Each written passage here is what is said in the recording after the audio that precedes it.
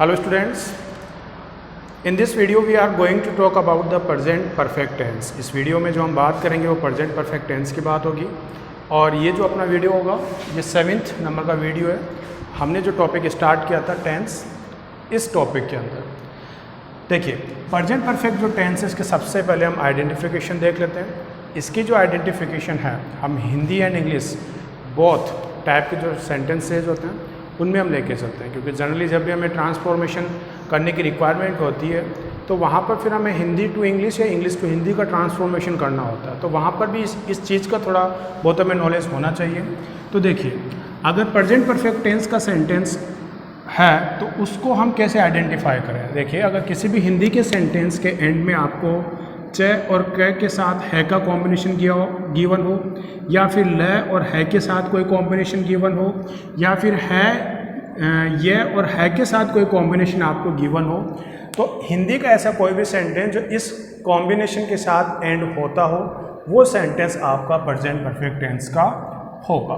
अब यहाँ पर थोड़ा अपने को ये भी ध्यान रखना होगा कि जब हिंदी के सेंटेंस की हम बात कर ही रहे हैं तो हिंदी में जो सेंटेंस होते हैं प्रेजेंट परफेक्ट के वो कुछ ऐसे सेंटेंस होते हैं जिनको बोलने पर हमें ऐसा एहसास होता है कि ये जो सेंटेंस है ये प्रेजेंट परफेक्ट का नहीं है बल्कि ये तो पास्ट सिंपल का है।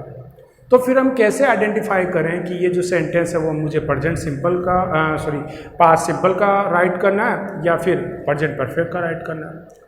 इसके लिए देखिए आपको ध्यान रखना होगा कि कोई भी ऐसा एक्शन, देखिए यहाँ पर प्रेजेंट परफेक्ट जो टेंस है वो ही उस सेंटेंस का पार्ट होगा। ये हमें कैसे पता चले, अगर कोई भी एक्शन है इस एक्शन की जो स्टार्टिंग, एक्शन को हम बार बार बोलते हैं किसी भी वर्क की स्टार्टिंग या उसकी जो एंडिंग है वो पास्ट में हो चुकी हो। किसी भी एक्शन की एंडिंग जो है वो पास्ट में अगर हो चुकी हो तो ऐसा जो सेंटेंस बनेगा वो वैसे तो पास्ट का बनना चाहिए, लेकिन जब इस पास्ट में एंडेड सेंटेंस का एक्शन का इफेक्ट अगर प्रेजेंट में मतलब नाउ अभी तक उसका इफेक्ट बना हुआ है तो ऐसा जो सेंटेंस होगा जिसका इफेक्ट अभी तक भी बना हुआ है जो पास्ट में पूरा हो चुका है उस एक्शन का सेंटेंस हम राइट करते हैं प्रेजेंट परफेक्ट के अंदर। ये बेसिकली इसका डिफरेंस होगा। वापस से बात करते हैं, ऐसा कोई भी सेंटेंस जिसको ऐसा कोई भी एक्शन जिसको हमने पास्ट में कंप्लीट किया है और उसका इफेक्ट अगर प्रेजेंट में अभी तक बना हुआ है तो उन पास्ट में कंप्लीटेड एक्शंस को हम प्रेजेंट परफेक्ट टेंस में राइट करते हैं। बोलने में, सुनने में ये सेंटेंस जो है वो हमें पास्ट सिंपल के जैसे ही दिखाई देंगे। और कहाँ डिफरेंस है, अगर किसी पास्ट में एंडेड सेंटेंस के अंदर हमने पास्ट को आइडेंटिफाई कराने वाले वर्ड्स का या एडवर्ब्स का हमने यूज किया है तो वो सेंटेंस भी पास्ट सिंपल का बनेगा। लेकिन अगर उसी सेंटेंस में हमने किसी टाइप की पास्ट की एडवर्ब का यूज़ नहीं किया है तो फिर वो सेंटेंस जो है वो प्रेजेंट परफेक्ट का आपका बनेगा। देखिए यहाँ पर एग्जांपल हम लेते हैं कि कैसे वो प्रेजेंट परफेक्ट का होगा और कैसे पास्ट सिंपल का होगा। जैसे I did my work, I did my work, ये जो सेंटेंस है ये आपका पास्ट सिंपल है।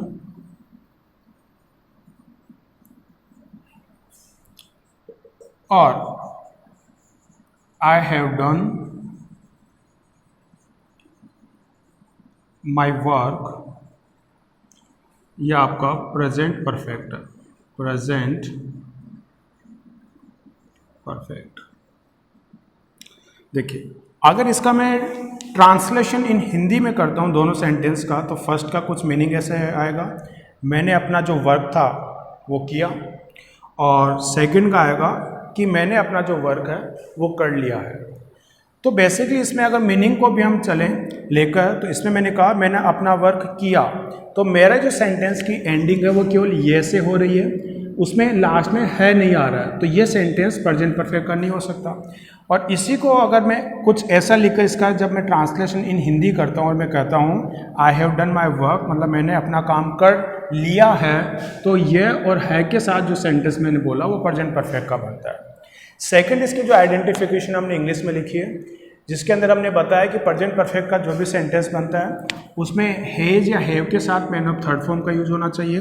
तो यहाँ पर देखिए सेकंड सेंटेंस में हैव और इसके साथ मैन ऑफ की थर्ड फॉर्म आपको गिवन है, तो ये प्रेजेंट परफेक्ट का है। अब इसमें मैं कहना ये चाह रहा हूँ कि अगर किसी भी सेंटेंस में हम टाइम को बोलते हैं, जैसे कि मैंने कल अपना वर्क जो था वो कंप्लीट किया, तो अगर मैंने कल की बात की तो कल मीन्स यस्टरडे, तो यस्टरडे प्रेजेंट से रिलेटेड कुछ भी नहीं है। यस्टरडे का मतलब ओनली एंड ओनली क्या होता है, पास्ट होता है। तो यहाँ पर कल मैंने अपना वर्क कंप्लीट किया, इस सेंटेंस को मैं किसी भी कंडीशन में प्रेजेंट परफेक्ट टेंस में नहीं लिख सकता, क्योंकि इसमें मैंने एक ऐसी टाइम एडवर्ब का यूज किया है जो केवल पास्ट में यूज हो सकती है, उसका प्रेजेंट से कोई रिलेशन नहीं होता है। तो ये चीज़ अपने को ध्यान रखना है कि ऐसा कोई भी एक्शन जो पास्ट में कंप्लीट हो चुका है लेकिन उसका इफेक्ट अभी भी प्रेजेंट में बना हुआ है, उसे हम प्रेजेंट परफेक्ट में हम राइट करते हैं।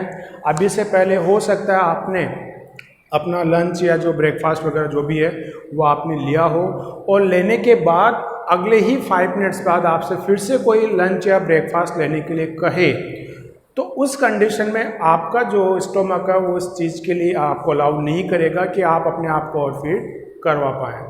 इसलिए आपने क्या कहा कि मैंने अभी से पहले अपना जो ब्रेकफास्ट या लंच था वो तो कर लिया, तो आपने ब्रेकफास्ट या लंच करने का जो काम था वो अभी से पहले मतलब पास्ट में आपने कर लिया है, लेकिन उसका जो इफ़ेक्ट है वो आप अभी प्रेजेंट तक भी फील कर सकते हो, क्योंकि अभी आपको भूख नहीं है। तो वो जो सेंटेंस जो आपने पास्ट में पूरा किया उसको आप पास्ट सिंपल टेंस में नहीं बोलोगे। क्यों?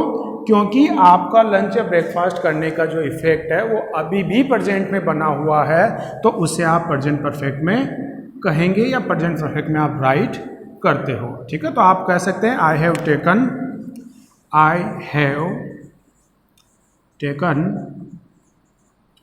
My breakfast, I have taken my breakfast, मतलब मैंने अपना जो ब्रेकफास्ट है वो मैंने कर लिया। तो ब्रेकफास्ट लेने का काम तो पास्ट में पूरा हो गया, लेकिन उसका इफेक्ट अभी भी प्रेजेंट में बना हुआ है, इसलिए आपको इस सेंटेंस को बोलना पड़ा प्रेजेंट परफेक्ट टेंस में। तो बेसिकली ये डिफरेंस होगा, जहाँ पर अगर किसी टाइम एडवर्ब का यूज हुआ है जो पास्ट को आइडेंटिफाई करवाती है तो वो पास्ट सिंपल सेंटेंस का ही बनेगा आपका। अगर सेंटेंस में इफेक्ट पास्ट में कंप्लीट हो गया, एक्शन पास्ट में कंप्लीट हुआ, लेकिन उसमें किसी टाइप का कोई टाइम एडवर्ब नहीं है जो पास्ट को बताता हो, तो फिर उस सेंटेंस को आपको प्रेजेंट परफेक्ट में राइट करना होगा। अब बात कर लेते हैं प्रेजेंट परफेक्ट में बनने वाले सेंटेंसेस की। तो यहाँ पर भी वही 4 टाइप के आपके सेंटेंस होंगे। तो यहाँ पर जो सेंटेंस है जिनको हमने 4 पार्ट्स में प्रीवियसली डिवाइड किया था, उनको वापस यहाँ पर हम डिवाइड कर लेते हैं। तो देखिए यहाँ पर मैं सेंटेंस को डिवाइड करता हूँ। ये मैंने एक टेबल बनाई और इस टेबल में मैं राइट करता हूँ यहाँ पर अफर्मेटिव सेंटेंस, अफर्मेटिव सेंटेंस। इसके बाद ये मैंने सेकंड टेबल ड्रॉ की और इसमें मैंने राइट किया नेगेटिव सेंटेंस, और ये थर्ड टेबल होगी इंटरोगेटिव,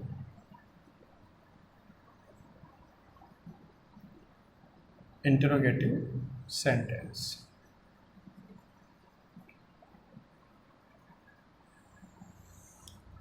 देखिए इनको हम एक साथ स्टडी इनकी करेंगे। अब बेसिकली इसमें है क्या, देखिए अफर्मेटिव सेंटेंस, अफर्मेटिव को हमने पॉजिटिव सेंटेंस भी कहा था। तो ऐसा सेंटेंस जिसमें ना तो हम नॉट, नो या नेवर का यूज करें और ना ही उसमें किसी टाइप का कोई क्वेश्चन मार्क का यूज हुआ हो, तो ये जो सेंटेंस होगा वो आपका अफर्मेटिव होगा। ये सेंटेंस हमेशा हाँ में आंसर अपने को देगा, यस। इस सेंटेंस का मीनिंग हमेशा यस ही होगा, आंसर हमेशा यस में होगा। ये हमेशा पॉजिटिव बात करेगा, कभी भी नेगेटिव या हम कहें कि अदर वे में इंट्रोगेटिव फॉर्म की ये बात नहीं करता है। अब देखिए इसका स्ट्रक्चर कैसे होगा। कोई भी जो सेंटेंस बनता है उसकी हमने स्टार्टिंग की थी कि एक सेंटेंस का जो स्ट्रक्चर होता है, बेसिक स्ट्रक्चर, वो सब्जेक्ट, वर्ब और ऑब्जेक्ट से फॉर्म होता है। सब्जेक्ट, वर्ब और ऑब्जेक्ट से फॉर्म होता है। तो यहाँ भी प्रेजेंट परफेक्ट जो सेंटेंस बनेगा प्रेजेंट परफेक्ट है वो सब्जेक्ट, वर्ब और ऑब्जेक्ट से ही बनेगा। अगर टेंस के टॉपिक में या सेंटेंस में अपने को कुछ चेंजेस करने होते हैं तो केवल वो वर्ब के रिगार्डिंग होते हैं। क्योंकि हमने स्टार्टिंग में बात की थी कि हर टेंस की अपनी एक हेल्पिंग वर्ब या मेन वर्ब होती है। अगर हम किसी भी सेंटेंस में हेल्पिंग वर्ब और मेन वर्ब को अगर हम फ्लैक्चुएट करते रहते हैं, उनको चेंजेस हम करते रहते हैं, तो उनके चेंज के साथ ही उस सेंटेंस का टेंस भी चेंज होता रहता है। ये चीज़ अपने को हमेशा माइंड में रखनी है। सब्जेक्ट, ऑब्जेक्ट या अदर जो प्रीपोजिशन या एडजेक्टिव वगैरह होते हैं, इनका कोई रोल प्ले नहीं होता है एक सेंटेंस के अंदर टेंस को चेंज करने का। पूरे का पूरा जो रोल प्ले करता है वो एक वर्ब करता है। वर्ब में चेंज हुआ तो समझ लीजिए आपके सेंटेंस के टेंस में भी चेंज हुआ। तो यहाँ पर यही हम ध्यान रखेंगे कि इसमें भी जो वर्ब होगी वो हेल्पिंग वर्ब भी होगी और इसमें मेन वर्ब भी होगी।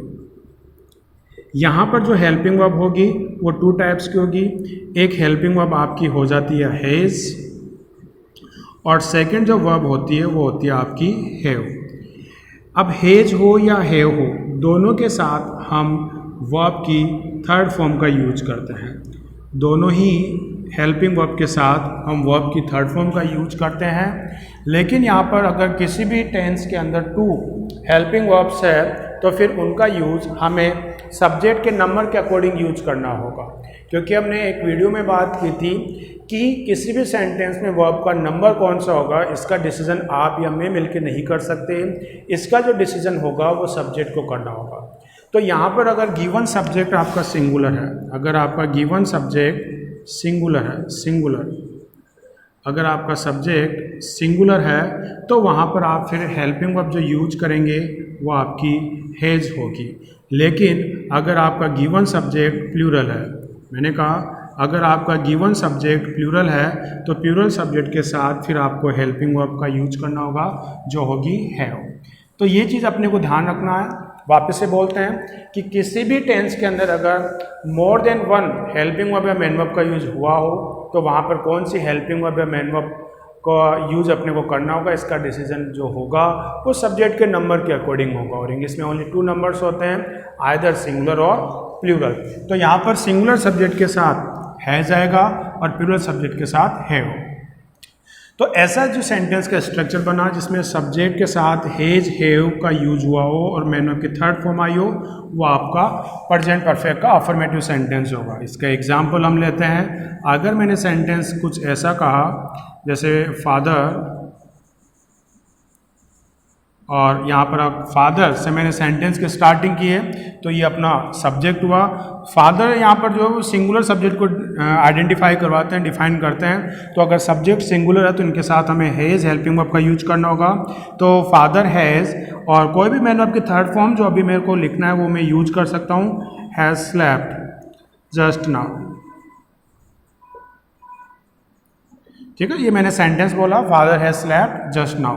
तो यहाँ पर फादर जो है ये आपके सब्जेक्ट हो गए, हैज जो है ये यहाँ पर हेल्पिंग वर्ब है, और स्लेप्ट जो है ये आपकी मेन वर्ब हो गई। बाकी जस्ट नाउ जो है वो टाइम एडवर्ब है। जस्ट नाउ जो है वो टाइम एडवर्ब है, यहाँ पर टाइम को आइडेंटिफाई कराती है। तो अफर्मेटिव सेंटेंस की स्टार्टिंग सब्जेक्ट से होती है एंड एंडिंग जो होगी वो फुल स्टॉप से होती है। अगर यहाँ पर मैं नेगेटिव की बात करूँ तो नेगेटिव का सेंटेंस का स्ट्रक्चर भी बिल्कुल सेम ही होगा। बस नेगेटिव के फॉर्मेशन के लिए मुझे कुछ वर्ड्स का यूज करना होगा। वो या तो नो होगा या नॉट होगा या नेवर होगा।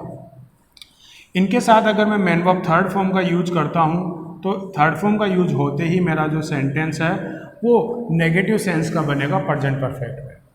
तो यहाँ पर अगर कोई भी एग्जाम्पल हम लें या उसका स्ट्रक्चर कंप्लीट हम करें तो वही सब्जेक्ट हेल्पिंग वर्ब के फॉर्म में हम या तो हैज़ को लेंगे या हैव को हम लेते हैं। अगर हेल्पिंग वर्ब का हमने यूज किया है तो हेल्पिंग वर्ब के यूज करने के साथ ही फिर हमें ओनली जो नेगेटिव सेंस देने वाला वर्ड है नॉट, उसी का अपने को यूज करना होगा। क्योंकि हमने पहले भी बात की थी नॉट का जो यूज है वो ओनली हेल्पिंग वर्ब के साथ हो सकता है। तो यहाँ पर हैज और हैव के साथ जब हमें नेगेटिव सेंस वाला नेगेटिव सेंटेंस बनाना होगा तो वहाँ पर हम नॉट का यूज करते हैं। इसके बाद कोई भी मेन वर्ब जो हमें बोलना है या लिखना है उस एक्शन को हम यहाँ पर थर्ड फॉर्म में राइट करके ऑब्जेक्ट के साथ उसको हम एंड कर देते हैं। अगर यहाँ पर हम एग्जाम्पल की हम बात करें तो देखिए एग्जाम्पल में क्या है, इसी सेंटेंस का अगर मुझे नेगेटिव बनाना हो तो मुझे करना कुछ नहीं है, बस इसी सेंटेंस में मुझे अपनी हेल्पिंग वर्ब के बाद नॉट का यूज करना। तो my father has not slept. ये मैंने सेंटेंस का यूज किया, जिसमें मैंने सेंटेंस के अंदर नोट यूज किया, और नोट जो है वो नेगेटिव सेंटेंस को बताता है, और नोट के यूज होते हैं सेंटेंस मेरा नेगेटिव सेंस का हो गया। इसमें अफर्मेटिव में इसमें केवल डिफरेंस इतना है कि इसमें नोट नहीं आता, और नेगेटिव में अपने को नोट यूज करना होगा। अब इसी अफर्मेटिव सेंटेंस से मिलके बनता है आपका इंट्रोगेटिव सेंटेंस। तो इंट्रोगेटिव सेंटेंस के आइडेंटिफिकेशन में हमें ध्यान रखना है कि एक तो सेंटेंस के लास्ट में बिल्कुल आपको क्वेश्चन मार्क गिवन होना ही चाहिए। अगर क्वेश्चन मार्क नहीं है तो वो आपका इंट्रोगेटिव सेंटेंस नहीं होगा। अगर यहाँ पर हम इसी स्ट्रक्चर से समझें तो वैसे तो इंट्रोगेटिव सेंटेंस की हमने बात की थी, वो या तो WH वर्ड से स्टार्ट होते हैं या फिर हेल्पिंग वर्ब से स्टार्ट होंगे, अदरवाइज उनकी स्टार्टिंग हमें मॉडल से करनी होती है। तो यहाँ पर अभी हम टेंस के रिगार्डिंग जो टॉपिक हमने लिया है, या टेंस की जब हम बात करें तो टेंस का मतलब ओनली वर्ब से होता है। तो यहाँ पर हम उस इंट्रोगेटिव सेंटेंस की बात करेंगे जिसकी स्टार्टिंग हेल्पिंग वर्ब से हुई हो। तो इसका मतलब क्या हुआ कि एक इंट्रोगेटिव जब हम बनाएंगे प्रेजेंट परफेक्ट का, तो उसकी स्टार्टिंग हमें हेल्पिंग वर्ब से करनी होगी। अब यहाँ पर अगर इस स्ट्रक्चर को आप देखो तो जहाँ पर बिगनिंग में सब्जेक्ट था वहाँ हमने बिगनिंग में हेल्पिंग वर्ब का यूज किया है। तो अब हम क्या करेंगे कि सब्जेक्ट के प्लेस पे अगर हेल्पिंग वर्ब आ गई है तो जहाँ सेकंड प्लेस पे हम सब्जेक्ट लिखते हैं, सेकंड प्लेस पे हम हेल्पिंग वर्ब लिखते थे, वहाँ पर अब अपने को सेकंड प्लेस पे सब्जेक्ट का यूज करना होगा। बाकी थर्ड और फोर्थ नंबर के जो भी वर्ड्स होते हैं उन वर्ड्स को अपने को एज इट इज़ अरेंज करना, उनमें कोई चेंज अपने को नहीं करनी, और लास्ट में क्वेश्चन मार्क है ही है। तो यहाँ पर कोई भी हेल्पिंग वर्ब से हम स्टार्ट कर सकते हैं, वो या तो हेज हो सकती है या फिर हे हो सकती है, और इनके साथ अपने को यूज करना होता है सब्जेक्ट का, और इसके बाद कोई भी वर्ब जिसके हम थर्ड फॉर्म बनाना चाहें वो थर्ड फॉर्म हम लिखते हैं, और लास्ट में ऑब्जेक्ट लिखते हुए क्वेश्चन मार्क के साथ सेंटेंस की एंडिंग हम कर देते हैं। इसी सेंटेंस को अगर मुझे इंट्रोगेटिव में नेगेटिव सेंस देना हो तो करना कुछ नहीं है, बस नेगेटिव बनाने के लिए मुझे अपने सेंटेंस के अंदर नोट का यूज करना है, और नोट का जो प्लेस होता है वो या तो हेल्पिंग वर्ब के बाद होगा ही होगा, और अगर अदर वे में इसको हम देखें तो एक सेंटेंस के अंदर जनरली जो नोट का प्लेस होता है वो थर्ड प्लेस होता है, मतलब थर्ड नंबर का जो वर्ड बनेगा वो आपका नोट होना चाहिए अगर नेगेटिव सेंस देना हो अपने को। तो इसमें थर्ड प्लेस अगर मैं देखूं तो ये फर्स्ट प्लेस, सेकंड प्लेस, और सेकंड प्लेस के बाद मतलब सब्जेक्ट के बाद थर्ड प्लेस आएगा।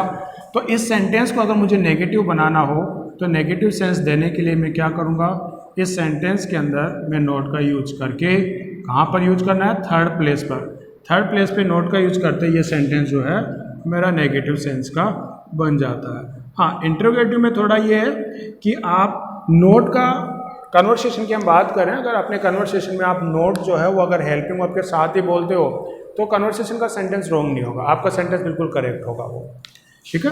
तो इंट्रोगेटिव का सेंटेंस आपका बना। इसका अगर हम एग्जांपल लें तो एग्जांपल देखिए, इसी का सेंटेंस अगर मैं बनाऊं, अफर्मेटिव का मुझे इंट्रोगेटिव बनाना है तो मुझे क्या करना होगा बताइए, कुछ नहीं करना, जहां पर फर्स्ट प्लेस पे सब्जेक्ट है वहां मुझे फर्स्ट प्लेस पे हेल्पिंग वर्ब लिखना है। तो हेल्पिंग वर्ब क्या है, हैज़, तो मैंने यहाँ पर राइट किया हैज़।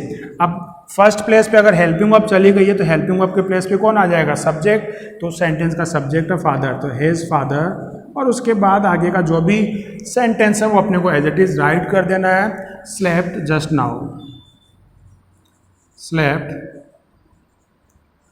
जस्ट नाउ, और क्वेश्चन मार्क। अगर इसी का मुझे नेगेटिव बनाना होता तो नेगेटिव में क्या करता मैं, हैज़, कोई फादर, इसके बाद नॉट, इसके बाद स्लेप्ट, और वो जस्ट नाउ, और लास्ट में क्वेश्चन मार्क। तो ये कुछ ऐसे फॉर्मिंग होगी सेंटेंस की जब हम बात करेंगे प्रेजेंट परफेक्ट टेंस की। सेंटेंस देखिए, आप प्रेजेंट परफेक्ट में पढ़े, पास्ट सिंपल में पढ़े, या फ्यूचर परफेक्ट कॉन्टिन्यूस में पढ़े, सेंटेंस के स्ट्रक्चर में कोई चेंजेस नहीं होता है। अगर कोई चेंजेस आपको करना है तो उसके आप केवल वर्ब में चेंज कीजिए, वर्ब आपने चेंज की तो ऑटोमेटिक आपका टेंस चेंज हो जाएगा। तो हर बार एक टेंस का सेंटेंस याद करना आपको नहीं है, केवल प्रत्येक या ईच जो आपका टेंस है उस टेंस की जो भी हेल्पिंग वर्ब है, मेन वर्ब है, वो आपको अच्छे से माइंड में सेटअप होना चाहिए। अगर वो सेटअप है तो आप फिर किसी भी टेंस का सेंटेंस इजीली राइट कर सकते हो।